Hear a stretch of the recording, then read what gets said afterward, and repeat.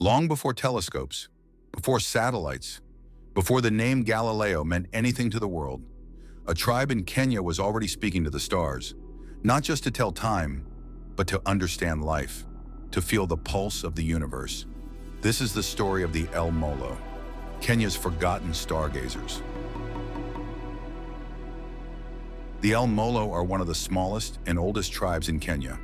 They live near Lake Turkana, a place known for ancient fossils and dry winds that whisper old secrets. Most people know them as fishermen, but dig deeper, and you'll find a people whose connection to the stars runs just as deep as their connection to the water. Their elders spoke of the night sky like it was a library, one that only the wise could read. Their stories were not written in books. They were carried in memory, passed from elder to child around fires under the stars. According to oral traditions, the El Molo used stars for more than navigation.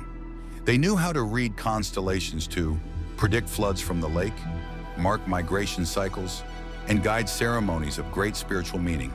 To them, some stars weren't just lights. They were spirits, ancestors watching over them. Each one had a name, a story, a lesson.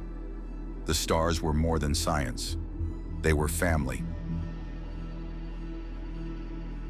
Across Africa, we find echoes of this same knowledge. The Dogon people of Mali knew about the Sirius star system long before telescopes. The Maasai aligned their seasonal calendars with the stars. The Khoisan tracked Venus in rituals. And yet, how often do we hear of the El Molo? Their stories barely exist in textbooks because they were never written. But here's the truth. Africa had astronomers long before Europe called them that. We just didn't use their language. Could the El Molo have tracked stars with the naked eye? Yes, but maybe they did more than that. What if their sky knowledge wasn't just observational, but spiritual, intuitive, something deeper? How much Kenyan science, belief, and understanding has been buried simply because colonizers called it superstition?